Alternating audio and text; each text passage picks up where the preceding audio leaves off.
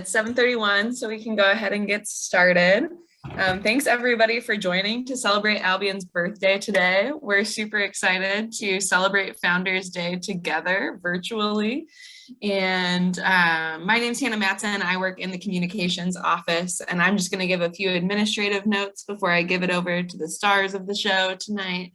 But first of all, we want to take a screenshot, a picture of everybody who's here, just to kind of record the night and maybe post on social media. So if you are willing to turn your camera on, that would be awesome. And I'm just going to count us down and you'll smile when I say cheese. So 3, 2, 1, cheese. Perfect. Thank you so much for indulging us on that. And the other notes, I will be muting people if it's interfering with the presenters. We want to make sure we can hear everybody. But we do have a lot of interactive things tonight. Akaiia is going to lead us in some conversation, and Elizabeth actually has a Kahoot, which is an interactive trivia game. So if you have a second device that can connect to the internet, it can be really helpful for this.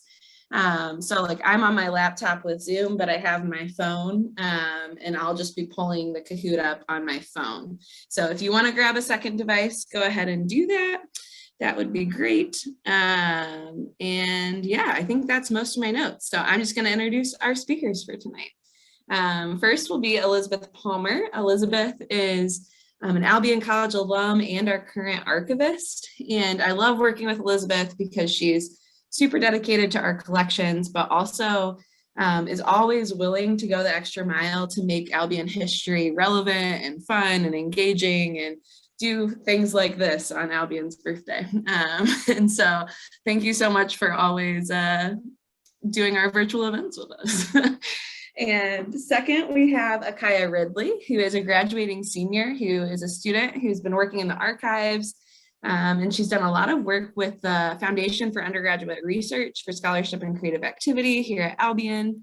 Her most recently funded project is called The Beginning of Belonging, and it looks into the history of our Black alumni here at Albion. And I love talking to Akaiia about her project because her desire really is to see all people represented in our archives collection.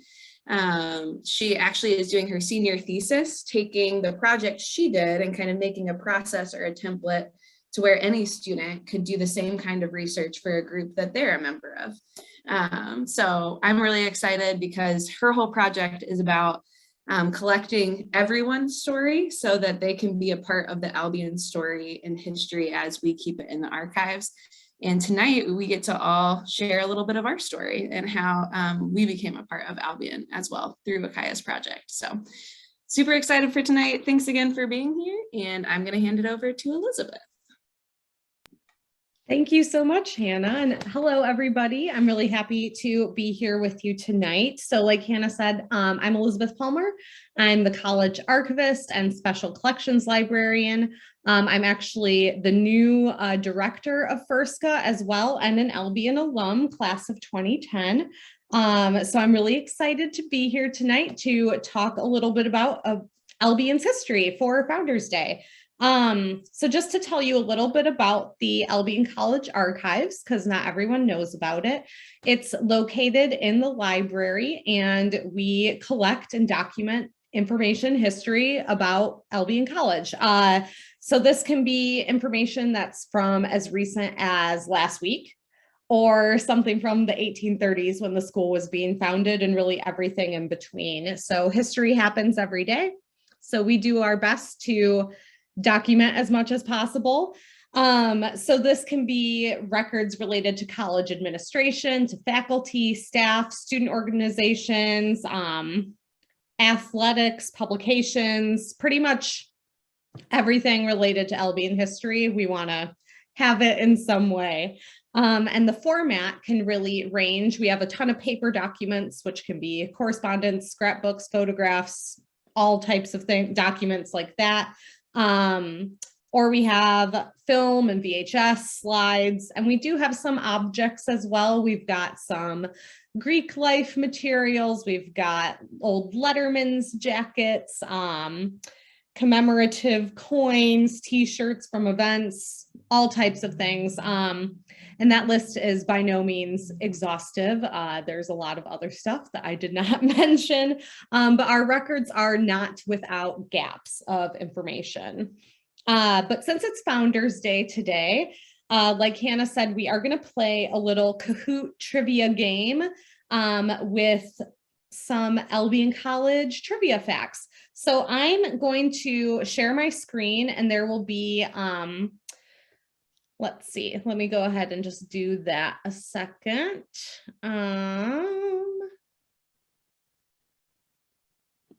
Hold on. I think, oh, actually, I haven't done this on my computer before, so it might be weird. Hold on. I apologize, everybody. Okay, we're going to do this differently, actually, because I don't know if it's going to work for me for some reason. Let me try one more time. You can send it to me if you want. I don't know if that works. Let's try that. I apologize. I got this computer somewhat recently, and it's not all the way set up, apparently. Okay, I'm going to send this link to Hannah, and we'll see if she can share it. Sorry, everybody.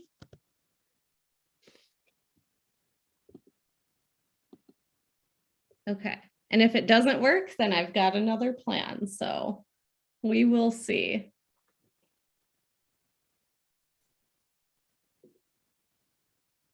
In what format did you send it to me? I see it. Never mind.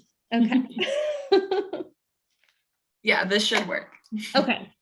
So Hannah's going to share her screen, and all of the questions are going to be on the screen. But first, there's going to be a link with, you go to kahoot.it on either your phone or your iPad or the other device that you have. And then on the screen, there will be a link or a game code that you can put in once you're at the website.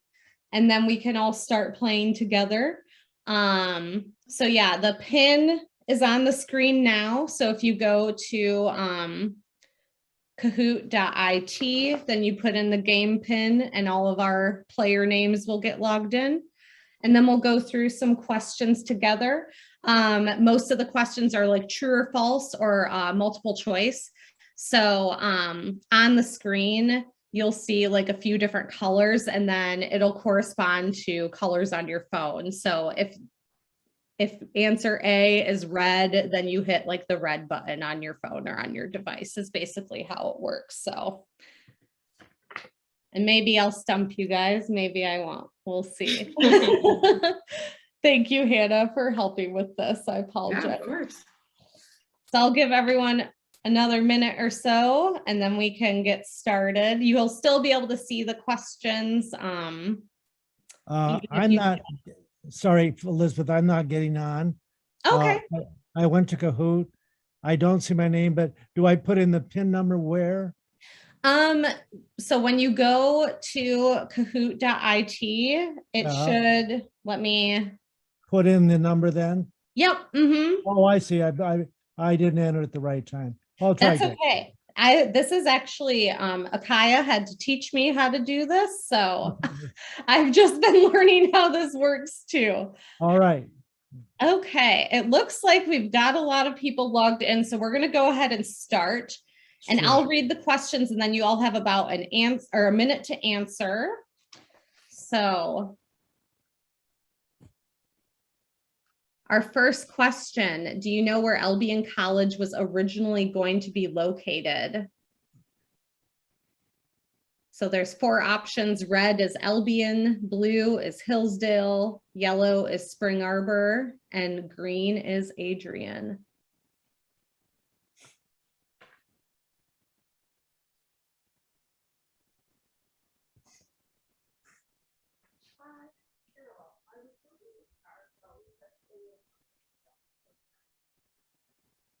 Okay, most all of you got that right. So yes, Spring Arbor was where we were originally going to be located.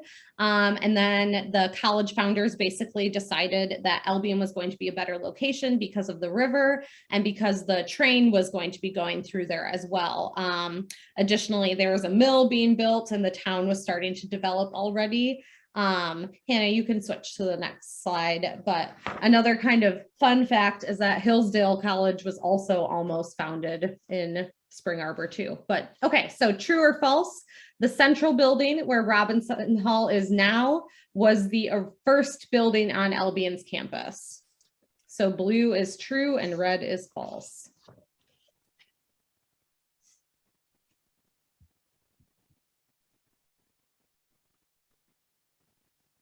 Okay, half and half there. That is actually false. It was one of the first buildings to start to be built. They laid the foundation in 1841, I believe, but the very first building was Bell House, which was located between where Robinson Hall is now and Hannah Street. And it was just like a very simple wooden sided building that they used for a really long time until the gymnasium was built there. I believe in the 1890s. So next slide, please. And there's our score. There we go. Okay, next question. How many different names has Albion College had? So 1 is red, 7 blue, 6 yellow, and 2 green.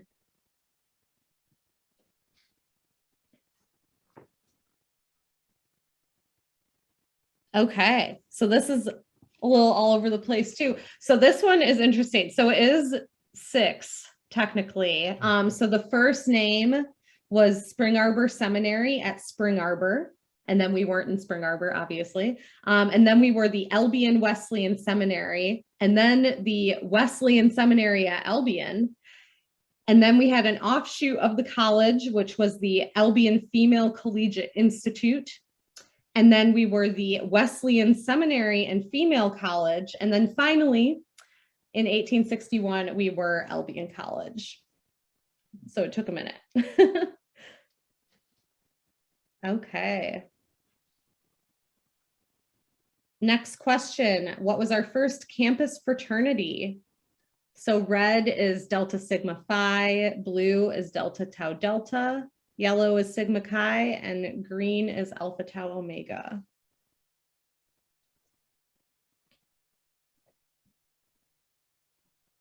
Okay, most of them right. Yes, it was Delta Tau Delta, and they were established on campus in 1876.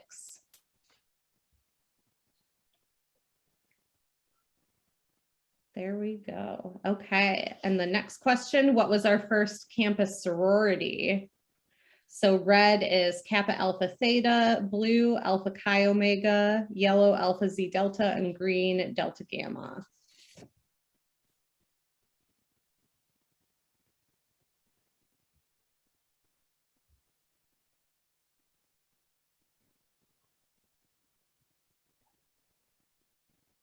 And that is them in the picture right there. Not that you can tell which sorority they're from the picture, but.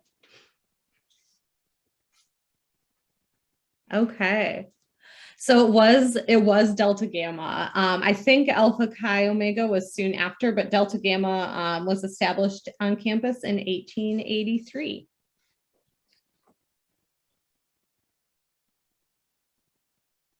Okay, next question. What sport was our first official collegiate game? So red is football, blue is track and field, yellow is basketball, and green is baseball.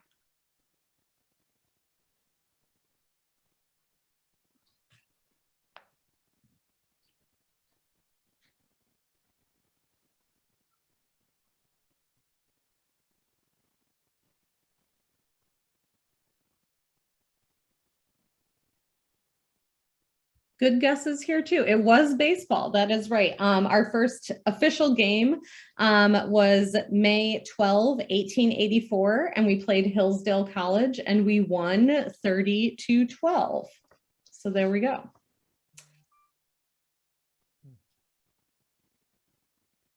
And then our next question, what was the first official known news publication at the college? So red is the Albion College Pleiad, blue is the College Standard, yellow is the Analyst, and green is the Sentinel. And I did say known, just in case there is one I am unaware of.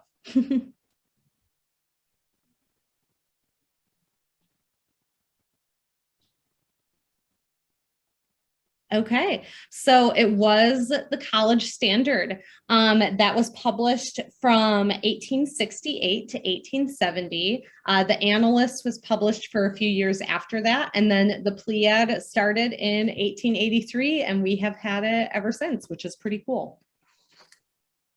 One of our longest traditions, really. Okay, what was the first official science laboratory on Albion's campus? So red is Macmillan, blue is Epworth, and yellow is North Hall.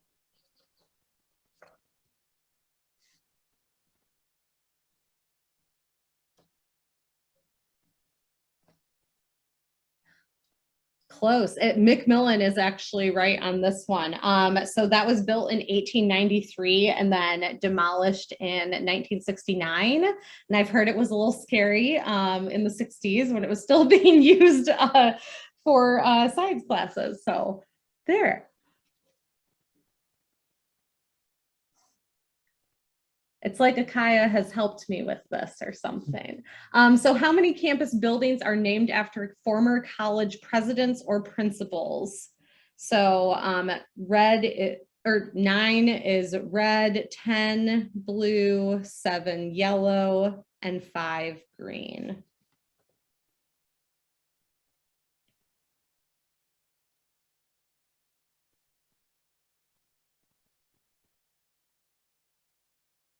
This one's a lot to think about, I know.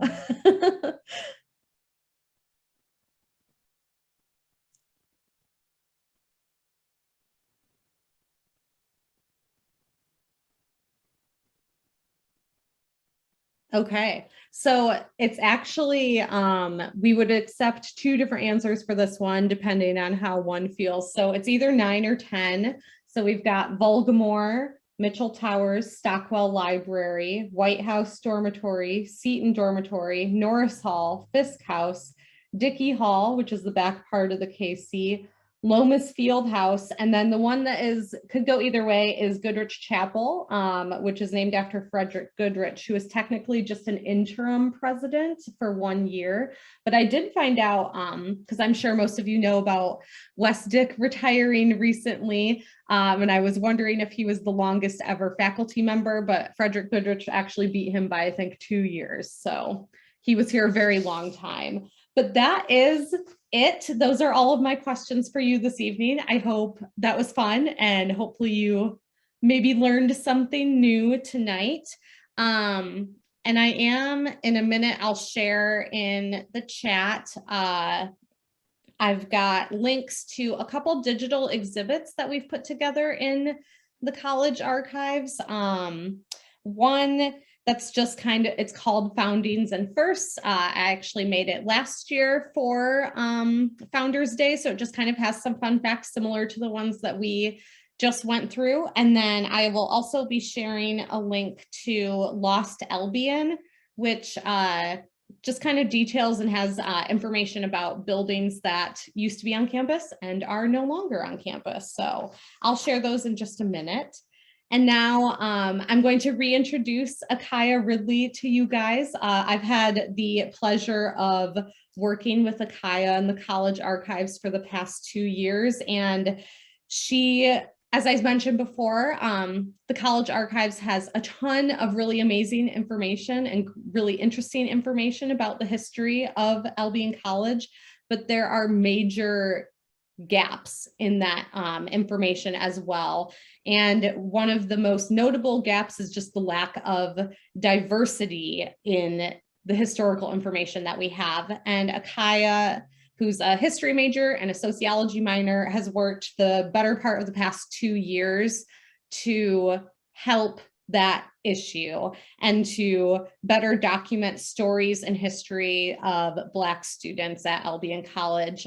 This is something that's really needed to be done, and I'm super, super proud of her and what she's been able to accomplish. And I'm going to let her tell you a little bit more about her project, and I'm sure you'll all find it very interesting as well. So Akaiia, go ahead.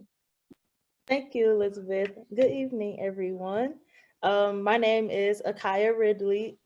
Albion has a very special place in my heart just because I am from Albion, so I live here 365 days a year. I've been here all my life, and I always remember the good times I had coming to campus as a kid, participating in like Twist Camp and all of the other fun events that were held here for the community. So it's really exciting to be able to participate in Albion's birthday today.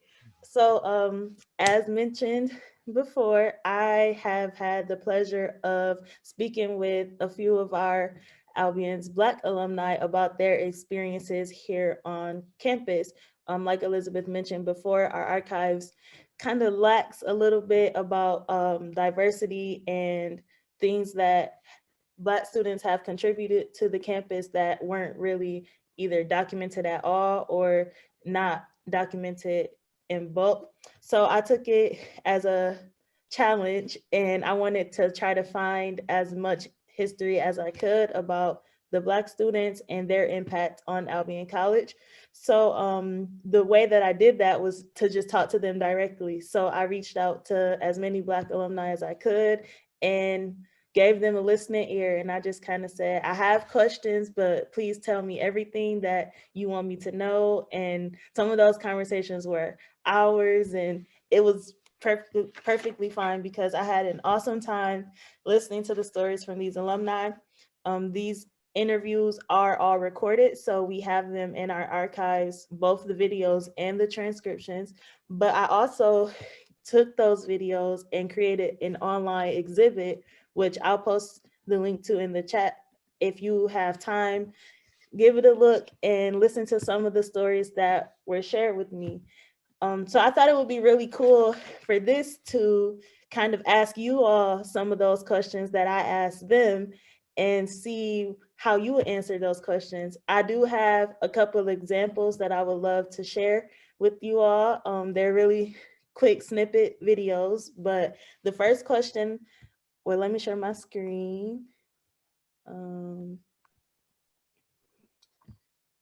The first question I asked was, why did you choose to come to Albion? So here is what John Taj Wallace, class of 2020, had to say about why he chose Albion. I auditioned and did so many pre-screenings, but the only place that truly made me feel like I had a connection with the school and I wasn't a number and I wasn't just another marimba player or another percussionist was Albion College. And it was crazy to me because I'll never forget when I auditioned at Albion College. Keep in mind, I didn't really know anybody at Albion College but one person. And that person in the music faculty was Sam McElhugger.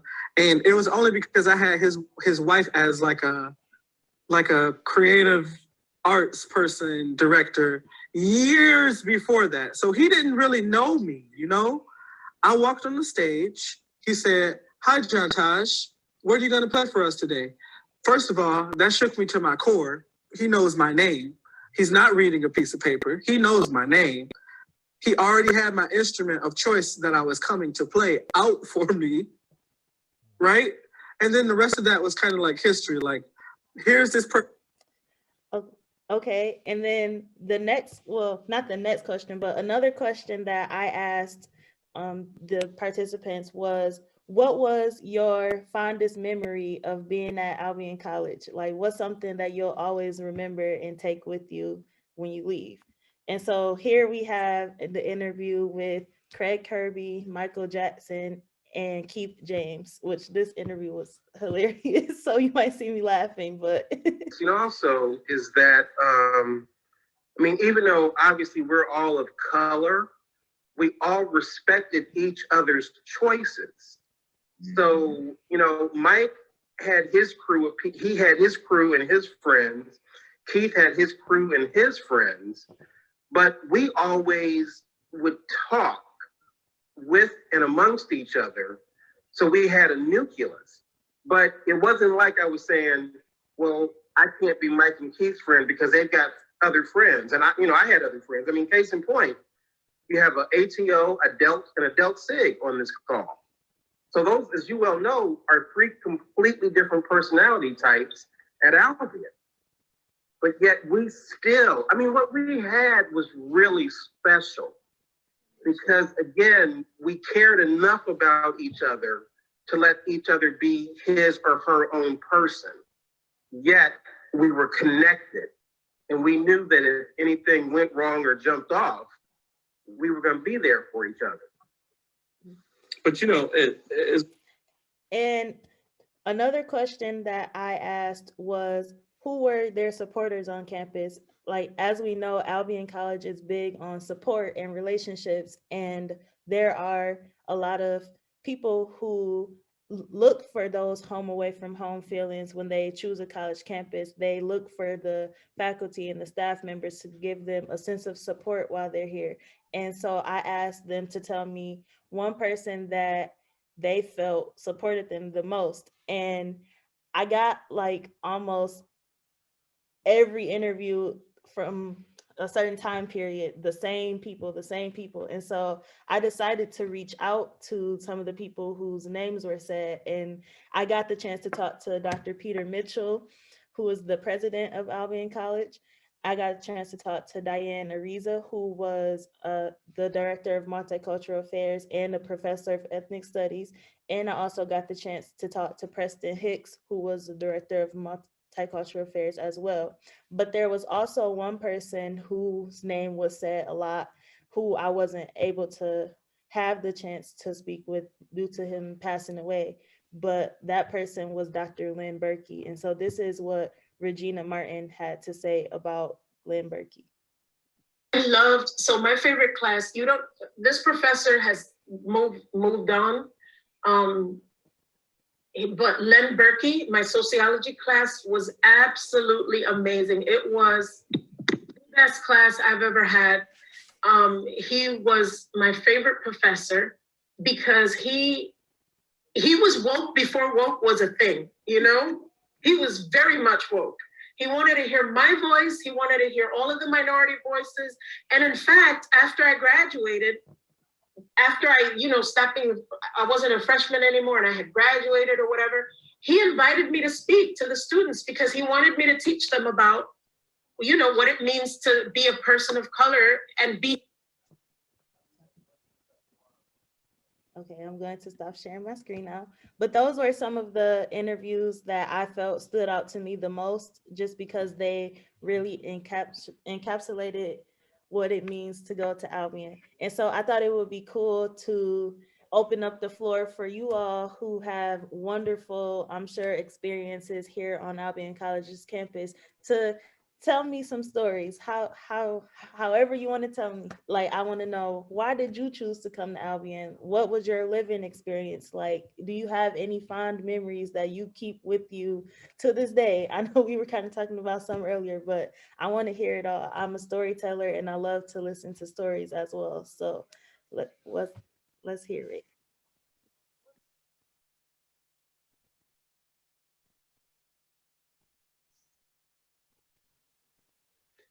Hi, this is Ron.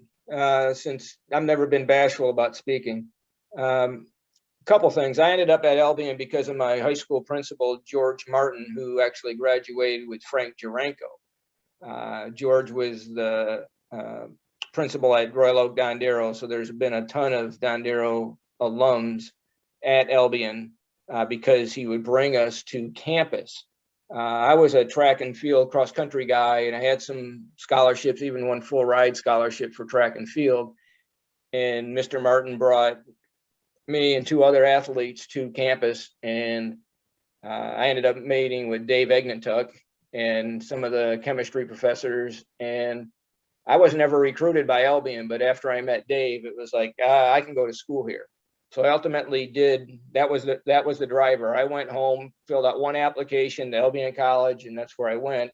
And then to wrap that around, that was in January of 1977. And when I graduated, after our league meet, the graduation was the day after our track league meet, I went out for a run with Dave Egnatuk on my last day on campus as a student. And we were at, which is right behind the Kellogg Center. And I told Dave, if I ever had to do it again, I'd be right back here at Albion. He stopped me and hugged me in that spot. So that was one of my closing memories of, I don't remember graduation other than we had the worst speaker on the planet for our graduation ceremony, and Roger B. Smith from General Motors. But that highlight was really Dave at the end. And as most people on this call who know me know, that Dave and I are still close friends to this day.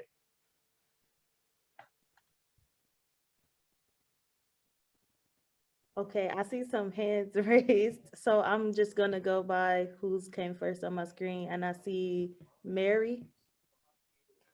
Hi, I'm Mary Leonardson, and I was Mary Brown in campus, but class of '85. Hi, Mike, another classmate. And I wanted to share that I decided to come to Albion because my parents had actually met on campus in the choir. And so I had two older brothers ahead of me at Albion.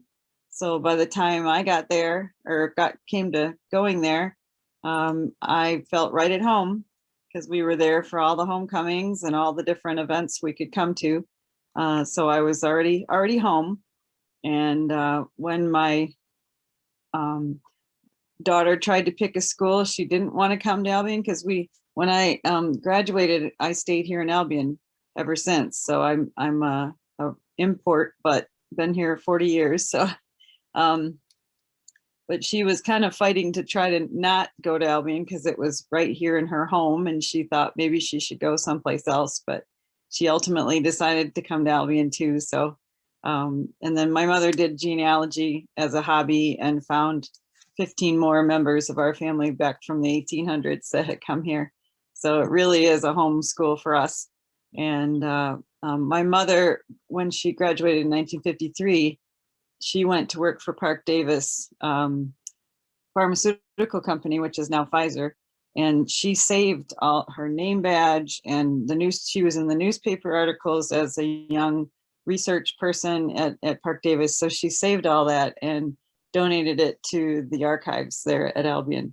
So that's some of your information you've cataloged, and I'm glad to know it's in a very safe home and that I can come visit it anytime. And so those are some very fond memories. And just one last thing was my daughter, when it was time for her to graduate in 2013, she made sure she told all her younger friends, don't graduate, stay at Albion, don't leave. She didn't want to leave, but she knew she had to. So she always says that was one of her sad times, is knowing she'd have to leave. Thank you. Okay, Abby. Hi there, thanks. I'm class of 2001, Abby Lindymood Ernstus. And I actually have two stories. My parents both went to Albion, and that's how I ended up there. My first story is funny, like the first snow of junior year. You know, the first snow is when everybody gets excited. And we were kind of obsessed with the movie White Christmas and the song Snow. And so my four friends and I sang the snow song out the window. And the next day I was telling a friend, I'm not going to sing it for you because I don't have a very good voice. But the next day I was with a friend and he goes, oh my gosh, that was you guys. So that was one of my favorite memories. The second is a true Albion family story. So my junior year, actually, I went abroad and I had to take all my stuff home in December. And my mom got in a car accident coming to pick me up in Albion. So she got in a car accident on 99 and ran into a mailbox and hit her head on the window. And when she got in the ambulance, she was like, I'm here to pick up my daughter. I'm here to pick up my daughter. And the police, so Mike Sequit was the director of campus safety when I was at Albion. And he was a classmate of mom and dad's. And he would have lunch with the director of Res Life. Her first name was Lisa, but I don't remember her last name. Lisa Locke. Yes. And so, and at lunch, we would see each other at Baldwin, and I would go over to Sequit and say hi. And so Lisa knew I was friends with Sequit. And so when the police called Lisa about my mom, she called Sequit, and Sequit and Lisa showed up at my door. My mom was picking me up to go home for Christmas break, and Sequit and Lisa took me to the hospital.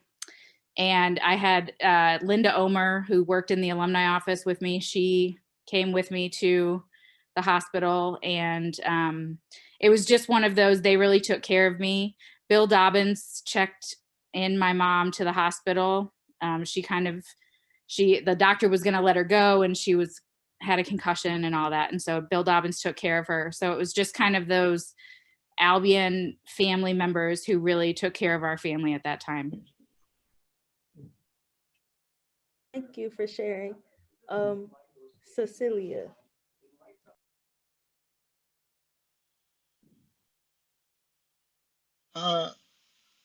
Yes, I'm Cecilia Roberson.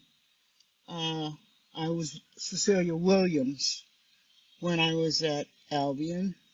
I was graduated in the class of 1969, so I'm probably one of the oldest people here. And how I got to Albion was, first of all, I was an Air Force brat, and I went to 18 different schools before I graduated from high school. And I was in 4 different high schools, a different school every year. And my last year was in Anchor Bay in New Baltimore, because my dad was stationed at Selfridge. And when I went to see the guidance counselor about choosing a college, the first thing she said to me was, I want you to understand that the worst of a white school is better than the best of any of the black schools. So we're just going to push Howard and Hampton and all those HBCU schools to the side. We're not even going to consider them. So she was the one that suggested Albion. And I had been on a visit to Hillsdale with the youth group from the church, and knew that it was in the same category. I don't think I visited Albion actually before actually coming to there. But I wound up at Albion in East Hall, which is, okay. And actually, I didn't go through Rush the first year. I went through Rush the first semester of my sophomore year. And when I walked into the Zeta house, it was like, wow, all my friends are here. And I wound up pledging the Zetas, not knowing where it was founded. It was founded in the county seat of Prince Edward County. And if you know anything about the integration and whatnot with the Brown versus Board of Education, one of those schools was Moton High School in Prince Edward County. And they were obliged to integrate because the senior in the high school was one of the people in that suit. Rather than integrate, they closed the schools. And the schools in that county were closed for 5 years. Okay, this is the place. And they set up white schools, but there were no schools for black kids to go to in that 5 years. Often they were sent to someone else, families in other states, so they could go to school. But if you didn't have those resources, there was no schools. And the school tax money that people had been paying, they didn't have to pay school tax anymore. That went into a special fund that set up schools for the white kids. So they had free schools, white public schools, but no schools for the black kids. That's the atmosphere of the founders of the Zeta Tau Alphas. And one of the first questions that was asked in going through Rush was, are there any black people going through Rush? And are they invited to your next party? And of course I was. Caused a big to-do. We were not allowed to go. They were not allowed to accept me, the group on campus. And the college said, unless everybody can go active, no one can go active. And as a matter of fact, if you really want to raise a stink, if you don't let everybody in, you have to get off the campus. And that's what happened. Zetas were gone. We became a local. Now, that was a tough time. But I often wonder about Albion's policies, because that was all kept under the rug. There were some articles in the Pleiad, but there was no big publicity about it. I came back with a sorority sister for my 30th anniversary. And now the house belonged to the school. No, the house belonged to the sorority. The land belonged to the school. So the school took over the house, and it was the black students' meeting place. Okay? And we went in and said, hey, you know why you're here? This was our house. They had no idea. They didn't know the story. They had no idea. So we just talked, and I found a lot of the folks. I'm in New York City. Found a lot of the folks were from New York, and we talked a bit and said, I need to find out. They were going to find out more about this. I came back for the 50th reunion, and the house is renamed. So we scratched our head and said, who is this guy? So I Googled him. He's the first black student to have graduated from Albion. I said, but how come no one knows about this? The college seems to have always been pushing, but very quietly. You know, we got angry because they didn't want a whole lot of newspaper publishers. But Albion's clipping service sent me articles from all over the country about me attempting to integrate the sorority. And I don't get it. I don't get it. But I certainly had a good time at Albion. You know, I majored in recreation. Can you believe that I have a true major? Actually, it's health, physical education, and recreation. But I majored in the recreation part. I played in the band. So I went to every game, every football game, every basketball game. I played varsity sport, whatever was in season. I played volleyball, basketball, and softball. And I played bridge in the eat shop, which is not there, with the white folk, and bid whist in the union with the black kids. So I had fun. I had a great time at Albion, and I have a friend that I met my sophomore year who's in Detroit. But when I call her on the phone, and we maybe talk once a year, it's like we just talked yesterday, you know. And this is not a black person.